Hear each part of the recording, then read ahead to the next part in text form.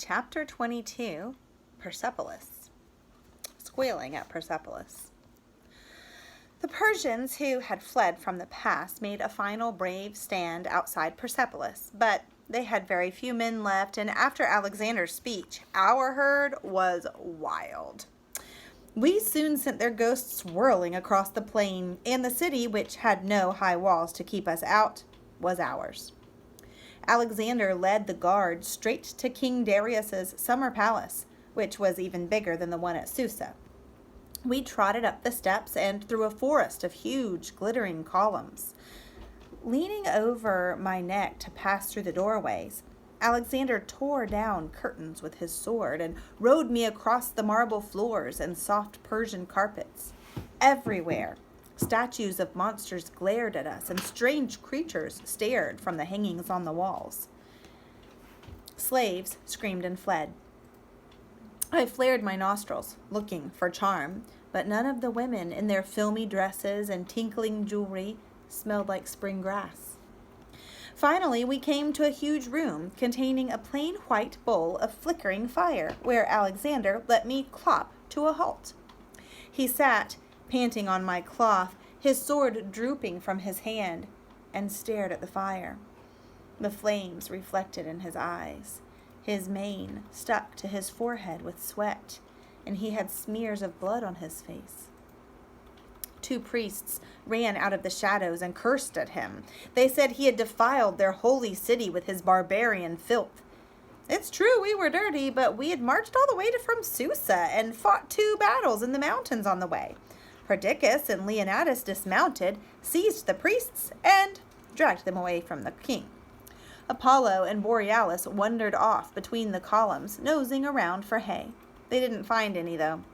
The room, this fire room, belonged to the Persian god, and gods don't eat hay. Alexander sighed and dropped his sword with a clang that echoed through the halls. He pressed his knuckles to his forehead. "So tired, Hephaestion," he whispered. "So tired. Why does my head hurt so much?" Hephaestion slid off Patassios, picked up the king's sword, and returned it to Alexander's scabbard. "You just need rest, Alex," he said softly. "You did it. Persia is ours." Alexander shrugged. "I suppose it is." He sighed again. "But I never expected to feel like this, my friend." "Like what?" Hephaestion obviously did not understand. He grinned at the king and slapped him on the thigh. "Come on, you'll feel much better after a bath and something to eat. Let's go and inspect King Darius's treasure houses before old Parmenio gets here, huh?" This made Alexander sit a bit straighter on my cloth. "Yes, and Bucephalus can inspect the stables. I'm going to see if I can persuade those priests to crown me great king of Persia before we go any farther." "Farther?" Hephaestion said, frowning a little. "We have to find Darius, my friend, and Bucephalus wants his groom back. She's obviously not here, or she'd have come running by now." To please the Persian god, the crowning ceremony was supposed to take place at the Persian New Year festival, so we stayed in Persepolis until the weather got warmer and crops started to grow on the river plain. The mules were kept busy carrying loads of treasure back to Susa, while we horses got a well-deserved rest in King Darius's huge stables. "There's only Ecbatana left for the Persians to hide in," Tydeus told me as he combed my mane. "Everyone says we'll be heading up there just as soon as King Alexander's been crowned great king. Then we'll find charm." But New Year came and went, and still we didn't leave Persepolis. There was no festival that I noticed, and none of the people cheered or threw flowers. Alexander strode around the stables, finding fault with everything. All the unbroken 3-year-olds learned to carry a rider, including my coat, Hoplite, and the men grumbled that, at this rate, King Darius would have time to raise another army against us. Our grooms even claimed, with nudges and winks, that the king had found a beautiful princess in the palace and wanted to spend more time with her. Which proves how stupid they are. Alexander talked to me quite a bit that summer, and the only female on his mind was charm. Meanwhile, the little Amazon horses galloped north to Ecbatana and back again, carrying rolls of flattened grass. No one knew what they contained, though they were probably more squeals.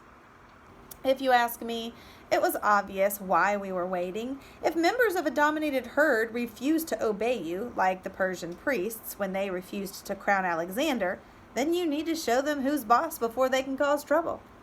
Alexander had to think of the best way to do this. He couldn't just kill them because he really still wanted to be crowned great king. Grudge me not this small piece of earth.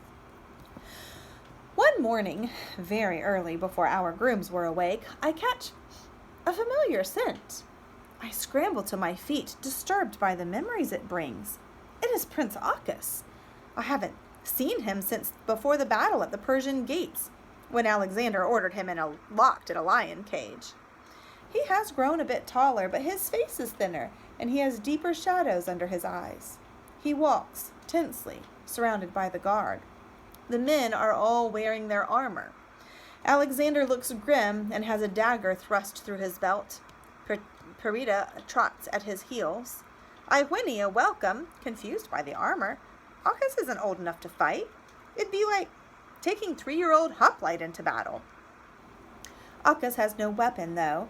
He is dressed in a Macedonian tunic, that is too big for him, and waits silently as Alexander tells Tydeus to help the prince bridle Zoroaster. Alexander puts on my bridle and cloth himself, and the guard do the same for their horses. Tydeus is sent to load a mule with packs of food. They seem anxious to get going because they leave the rest of the grooms sleeping and lead us out themselves into the early morning haze over the plain. Aura is not yet too big with foal to be left behind, so we are the same herd that climbed around the Persian gates, though this time our road is much easier. We trot through the quiet streets, past the smashed remains of Persian statues and blood-stained bricks, snorting at the lingering ghosts. Tydeus stares after us in confusion. He dare not ask where we are going. As we head out across the plain, Lady Barsine races out of the palace, her mane flying loose. "No, Alexander," she cries, stumbling to her knees. "Please, he's only a child. Don't do this, please." Alexander tightens his lips. Arcas casts an anguished look over his shoulder at his nurse, but Zoroaster's reins are in Leonidas's hands, so Arcas has no control over the big white horse. When Alexander urges me into a canter, the guard follow, dragging Zoroaster with them. Lady Barsine's sobs are soon left behind. We collect Kratos' cavalry and some empty carts from the main camp and ride north for 2 days. Perida runs ahead of us, panting and wagging her tail. The guard chat among themselves as usual and seem to be treating the outing like a sightseeing trip, but Alexander barely speaks to anyone, and I can feel his tension rippling along my reins. It upsets me, so I toss my head and lash my tail at other horses. Arcas doesn't speak at all. He sits, straight-backed, on Zoroaster, gazing out across the plain. Sometimes a tear glitters in his eye, and I see him quickly wipe it away before anyone notices. We haven't brought Alexander's pavilion, so at night the guard have to make do with sharing small tents, and we don't have our grooms, so they have to settle us in the lines themselves. I don't mind, because at least Alexander's not afraid to clean the sweat off my belly. I'd rather have charm, though. I can't think what there is to see out here. It's just a dusty plain with a distant line of mountains. And it's getting very hot now that the summer is here. But on the evening of the second day, we come to another Persian city called Pasargadae. Pasargadae? What do you think, guys? We'll call it Pasargadae. That sounds terrible, but that's what we're going to go with. I'll start that sentence over. But on the evening of the second day, we come to another Persian city called Pasargadae. I still don't like that. Crossed by copper-colored shadows. Alexander leaves Craterus and his cavalry there with the mule carts, ordering him to collect all the treasure from Pasargadae and be ready for his signal. He says he's taking the prince to see the tomb of his ancestor, and we, guard, ride on into the sunset with Zoroaster and Acchus between us, Parida bounding ahead. A shadowy building rises from the plain. It has steps up all four sides and a little house on top. Torches planted around it flare in the dusk, making the winged monsters carved on its walls ripple, and their golden scales glitter. My coat prickles. Inside the ring of torches, I can see an ancient human ghost so strong that it has lingered an unusual number of years in this place. Alexander tenses as we get nearer to the tomb.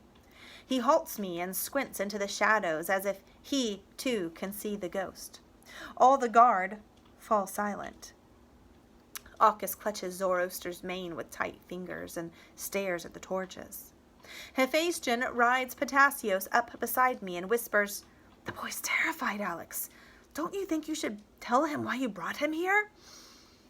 Alexander gives his friend a distracted look. The less he knows, the better. It's not fair to him. What's he supposed to think? Secrecy was fine while you were negotiating, but now that we're here... Alexander jerks my rein, making me snort in protest. "All right," he says, "I'll talk to the boy. Though I'm going to look pretty stupid if they don't come." He trots me over to Zoroaster's side and frowns down at the man-colt. The white horse nickers to me while the prince stares at Alexander with frightened eyes. "Acchus, why do you think I brought you here?" The man-colt bites his lip and whispers, "You're going to kill me, aren't you?" Alexander stares at him in surprise. "Kill you? Why on earth would you think that?" His face flickers. "Just because I locked you in a lion cage for a few days doesn't mean you're no longer my adopted son. Did Lady Barsine tell you I was going to kill you? I'll have words with her when I get back." "You said you would if my father tried to raise another army against you." The prince's whisper is even fainter than before. "You did, Alex," Hephaestion reminds him gently. "After Gaugamela, remember?" Alexander waves an impatient hand. "I was angry. They stole my Iliad." "You don't want to take too much notice of what I say when I'm angry, Acchus. Besides, King Darius isn't raising another army against me. These pockets of resistance are nothing to do with him. I know that. They're merely ambitious satraps, provincial governors trying to seize power for themselves now that Darius's army has been defeated. I'll soon deal with them, as the traitors they are. I didn't just bring you here to see the tomb, Acchus. I brought you out here to send you back to your father." Acchus trembles even more, staring at the tomb and its lurking ghost. Hephaestion smiles. "The poor boy still thinks you're going to kill him, Alex. He obviously thinks you've already killed King Darius." He ruffles Acchus's mane. "Your father isn't dead, you silly thing. King Alexander's been writing to him secretly for months, and the Amazons have been galloping back and forth with messages. It'll be all right. You'll see. Your father has someone in his camp who the king wants back, just as much as King Darius wants you. So we're going to trade you for her. That's only fair, isn't it? Cheer up. Your people will be here any moment." The guard glance at one another. They obviously didn't know all the details either, but they smile fondly at Acchus, and the man-colt looks across the dark plain in sudden hope. "My father is coming for me?" he says with a sudden catch in his voice. "Truly?" "He's sending someone," Alexander says with a little smile. "One of his officers. Seems I couldn't persuade King Darius to come himself." Acchus's face falls a bit, but his eyes have renewed hope in them. "Thank you, Uncle Alexander," he says gravely in careful Greek. "I shall not forget this when I am great king of Persia." Alexander frowns and says in a sterner voice, "You realize I'll still be the great king of Persia, don't you? Darius has promised to surrender his crown to me once he gets back safe. Remember, I still have your sisters and grandmother under Macedonian guard in Susa. Arcas's forehead creases. But you cannot be the true great king, Uncle Alexander. Our priests say you cannot. Only one of royal Persian blood can make the bond with the god through the sacred white horse and slay the fire demon. He strokes Zoroaster's neck. When I am old enough, I will take the spirit of a white colt so I may bond with the god like my father did. But I will not make war against you because you are my adopted uncle now, he adds quickly. Hephaestion nods at this sensible remark, but Alexander's hand tightens on my rein. Your priests are fools, he snaps. They'll have sense soon enough. If they don't, I'll give them something to think about. Enough of this talk of royal blood, Arcas, or you'll make me angry again. Tell me what it says there above the door of the tomb. Arcas smiles. It says, Know, traveler, that I am Cyrus the Great who founded the empire of the Persians. Grudge me not this small piece of earth that covers my body. Is the boy right, Laomedon? He didn't even look at it. Yes, Alex, I think so. It's quite archaic, isn't it? Father brought me out here before the war started, Arcas explains. He told me always to remember what the words on the tomb said, because no matter how great a king I become, my body will one day end up in a place like this. That is why I think you bring me here to kill me. I am ashamed. He hangs his head. Alexander gives the writing above the tomb a funny, squinty look. I feel a shiver go through him. Then he looks around at the dusty plain and chuckles. Your ancestor Cyrus is welcome to this patch of earth. It's not much good for anything else. It grows darker, and the stars come out in a silver fizz that makes the sky seem huge. The members of the guard sit on the steps of the tomb, holding the reins of their horses and talking in hushed voices. The ghost has hidden himself inside, so I'm a bit calmer. But Alexander paces up and down, dragging me after him. Suddenly he stops and squints across the dark plain. At last, he whispers, as a dust cloud, kicked up by horses' hooves, comes out of the night. I whinny, and one of the horses whinnies back. Alexander vaults onto me and reaches for the dagger in my belt. How many do you see? He says. Have they kept to the terms? Get the trumpet ready. As soon as Charmides is safe, send the signal. Looks like there's only a handful of them, Hephaestion says, springing off the bottom step onto Ptasios' back. They have someone riding double on the second horse. It's a girl, Alex. Can't see her very well, but it looks like she has red hair. Good. Alexander sits up straighter and smiles. Everyone stay silent. Stay alert. If one of those Persians so much as looks at his weapon, take Prince Arcas back to the city and wait for me there. Laomedon, you come with me. He takes a deep breath and trots me between the flaring torches. Electra follows me, shying at the flames and the dark door of the tomb where the ghost went. The Persian herd stops on the other side, eyeing us warily. Into the shadows walks a black Persian stallion. When I squeal at him, he has the nerve to squeal back. His rider has a curly beard and holds himself like a boss. He watches Alexander carefully, from eyes sat very close together, and glances at Laomedon.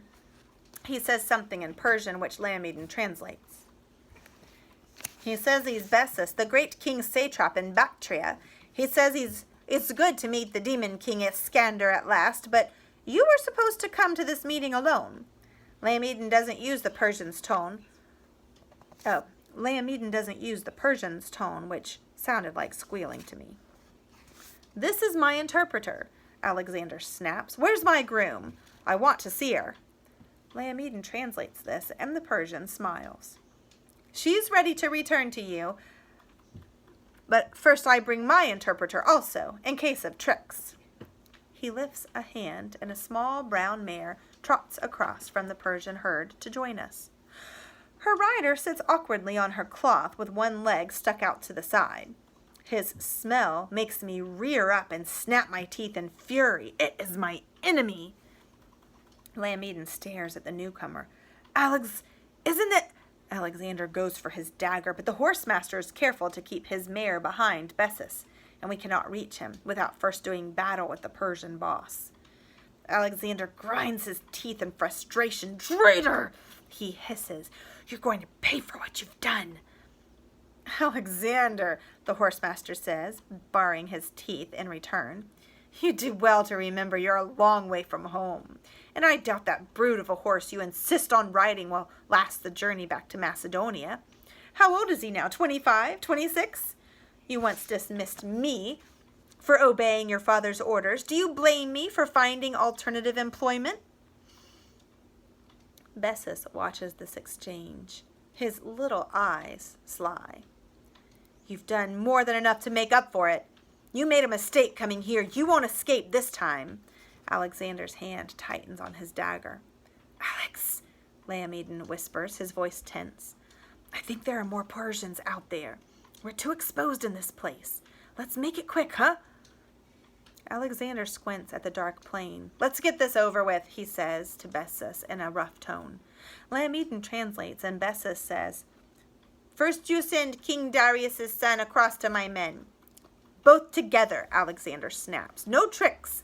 They pass within sight of us, one on each side." The Persian inclines his head and makes a signal with his hand. Alexander does the same, and Acchus rides Zoroaster slowly through the torches toward the Persian herd. His face is set, and he looks very tense. He keeps looking uneasily at Bessus.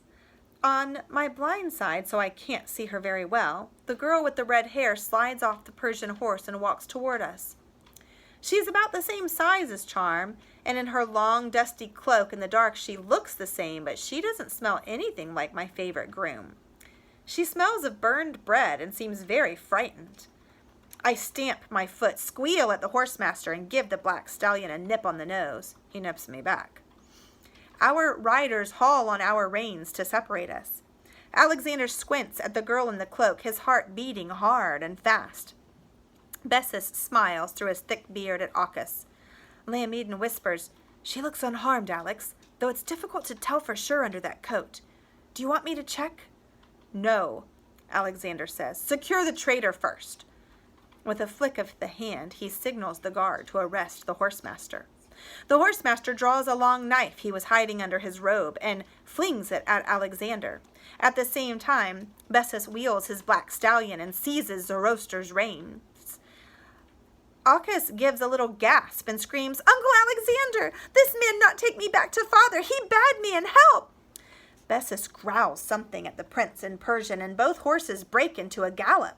On the other side of the tomb, the girl runs for cover. I leap from a standstill, carrying Alexander out of the knife's path. It pierces my cloth and grazes my flank on its way to the ground. With a furious yell, Alexander whips out his dagger and urges me after my enemy. Bessus is almost back with his Persian herd, dragging Zoroaster and Acchus after him. The horsemaster seizes a spear from the nearest man and aims it at the king. But before he can throw it, a dark streak launches itself off the steps of the tomb and fastens its teeth in the horsemaster's elbow. "Brave Perida!" The horsemaster growls and thumps the dog between the eyes until she lets go and rolls under the mare's feet. He stabs downward with the spear, and Perida lets out a horrible howl. The mare kicks in panic, and there's a high-pitched yelp as Perida's body flies through the air and hits the steps of the tomb. Her ghost leaves her broken body in a long, thin thread and blows away across the plain. Alexander yells, "The signal! After them, you idiots!"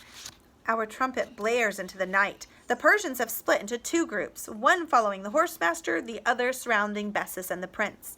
The guard don't know which group to chase. For a moment it looks as if we are going to lose both Acchus and the horsemaster. But then Acchus sees the motionless Perida and hauls on Zoroaster's reins. "No, I not go with you," he yells. "Uncle Alexander, Bessus want Persian crown for himself." Bessus slaps the prince's face and tries to pull him onto his black horse. Alexander, furious and armed with only his jeweled dagger, gallops me straight at the struggling pair. "No, Alex," Hephaestion cries. "There's too many of them. Wait for Craterus." The Persians surround us, armed with scimitars they had hidden under their robes. Bessus laughs, and at Alexander's little dagger. Then his eyes widen at the tomb behind us, and he goes white. I feel something brush my tail, and I think it's one of the guard catching up. But the wind that whirls past me is not a mortal wind. I shiver as the ancient ghost of Cyrus the Great blows through the Persian herd, making their horses rear and neigh in terror. The Persians back away from Alexander, take one look at our cavalry streaming out of past our guard, and flee. "Don't let them get away, you fools!" Alexander shouts at Craterus. "Catch that treacherous horsemaster, and get me some prisoners! I need up-to-date information. Someone take this boy and keep him safe. Where's my groom, Charmides? I want to talk to her now!" Xanthus and the rest of the cavalry gallop past us, kicking up dust. I want to be at the front of the herd, where I belong, but Alexander won't let me go after them. He holds me on a tight rein and examines the graze the horsemaster's knife left on my flank, while yells and screams come out of the night as our cavalry catch some of the Persian stragglers. I nip Zoroaster's nose to drive him back to our herd, and we horses of the guard snort and dance around the shadowy tomb. Most of the torches went out when Cyrus's ghost rushed past, so it's quite spooky. Zoroaster looks thoroughly ashamed of himself. Acchus slides off his back and kneels beside poor Parida, stroking her motionless body and sniffing. Alexander satisfies himself that my wound is just a scratch and stares down at the prince. "Oh, stop that," he says impatiently. "She's only a dog. She died doing her job, protecting me. What's all this about Bessus wanting the Persian crown? Does your father know? He must have trusted him if he sent him here to collect you." Acchus gives Parida's body a final, sad stroke. "He's a bad man, but he has royal blood. I think he waited a long time until my father is weak. Sometimes mother—" He hesitates slightly. "And I heard him plotting in the palace back at our New Year festival when I am very young. He not think I understand, but I remember." Acchus gives Alexander a tight smile. "Bessus think I am still a child, but I am not stupid. I hate Bessus. He say many bad things about my father. I'd rather stay with you and Charmea." He looks at the tomb where the girl took refuge. Ptolemy appears at the door, gripping her arm tightly. Her hood is down, and the one remaining torch lights up her terrified face. She's quite a bit older than Charm. Only the light skin and the red hair are the same. Ptolemy shakes his head. "I'm sorry, Alex." Alexander finally realizes the full extent of the horsemaster's trick. As he stares at the woman, his breathing quickens and his face flushes. His fist clenches against my withers. With a furious yell, he throws his dagger at the steps. Ptolemy jumps back in alarm as it clatters at his feet and drags the woman with him to safety. "Alex, it's not this poor girl's fault. What shall I do with her?" Acchus has stopped crying. He stares at the tomb. "It not Charmea," he says sadly. "No, it's not." Alexander's voice is icy. "That was a mistake. I don't care if King Darius sent Bessus to play the trick on me or if it was that horsemaster's idea. I'm going to show all these treacherous satraps with their eyes on the Persian crown who's in charge around here. We're going back to Persepolis, gentlemen, and we're going to finish this once and for all. If those proud Persian priests love their holy fire so much, then they'll get holy fire. I'm the son of Zeus. I have no reason to be afraid of their curses." The guard glance at one another. Hephaestion whispers, "You can't mean to burn down the temples and the palaces, Alex? You know what General Parmenio said. It's never a good idea to mess with the gods. Remember how you thought the Persian god cursed you back in Phoenicia?" Alexander glares at his friend. "Those palaces and temples are mine now, not General Parmenio's, not the Persian gods. I can do what I like with them. Are you with me or not? Because anyone who isn't can go join that traitor of a horsemaster. and his Persian friends, and be hunted down, as I will hunt them all down. Once I have my faithful army at my back again, when I catch that satrap Bessus, I am going to make an example of him. Will that please you, Acchus? Will it make me as great a king as your father? Do you think your God would approve of me then? Acchus does not answer. He's a very sensible man, Colt. Ptolemy puts his arm around the woman. You're safe now, he says. Do you understand? We'll take you back to Persepolis. It belongs to King Alexander now.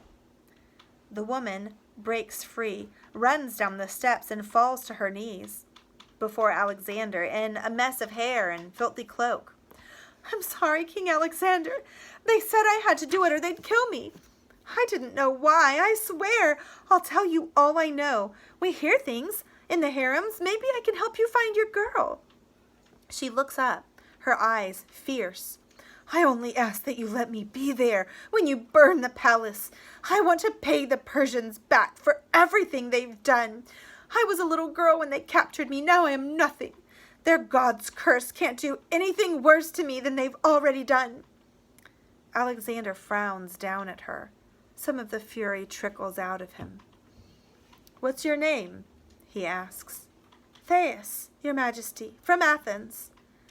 Alexander wheels me in a circle. See, gentlemen, he shouts, this Greek woman has more guts than you do. She can ride back with the prince on Zoroaster, and I want no more talk of the curses.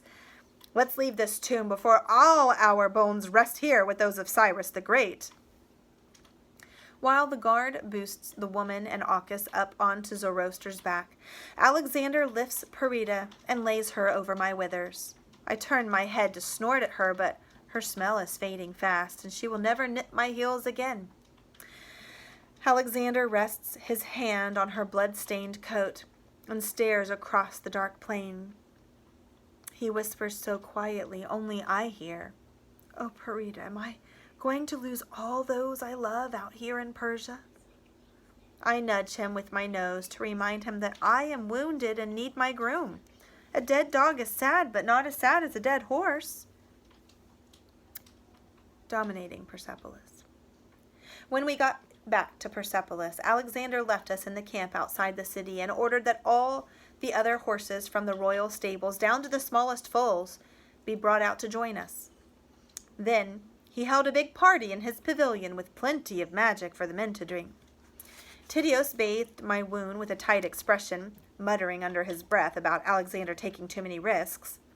He didn't know about the failed attempt to get Charm back, which was probably just as well. Toward midnight, a procession of men and women wove their way through the camp to the city, wearing flowers around their necks and carrying torches. The women played flutes and the men sang in their rough soldiers' voices. They disappeared through the palace gates, taking their noise and fire with them, and for a while it was quiet in the camp. I tested my leg and mutual groomed with Patassios. Then we smelled smoke and saw flames leap above the walls. Soon a fierce orange glow lit up the plain halfway to the mountains. Even in the horse lines, we could feel its heat warm against our backsides. In the hottest part of the fire, where it crackled against the sky, an enormous monster with wings of flame flew up with a furious howl into the Persian night. All the horses in the camp threw their heads up and plunged against their tethers, including placid Zoroaster. The men left behind in the camp snatched their buckets, yelled at our grooms to help, and raced to collect water from the river, but they soon realized it was a waste of effort and stood watching silently as Persepolis burned. In my experience, there are 3 reasons why you humans drink magic. You want to forget something, like Tydeus when he thought Charm had been eaten by a crocodile. You are celebrating. You are terrified of something and need courage. Since the guard had nothing to celebrate that night, I was a bit anxious for Alexander, but in the morning he strode down to the horse lines in his armor, smelling of smoke and snapping out orders to break camp. He vaulted onto me, turned my head to the north, and put his heels into my sides. The guard had to gallop to catch up. Hephaestion called for him to be careful in case Bessus's men were still around, but Alexander laughed at his friend's worry. "So much for your Persian curses," he shouted to the ash-heavy sky, spreading his arms and letting me gallop even faster. "See, proud Persian god, I am still alive. You might have killed my dog, but you can't touch me. I am the reborn Achilles, the son of Zeus Ammon. I am invincible."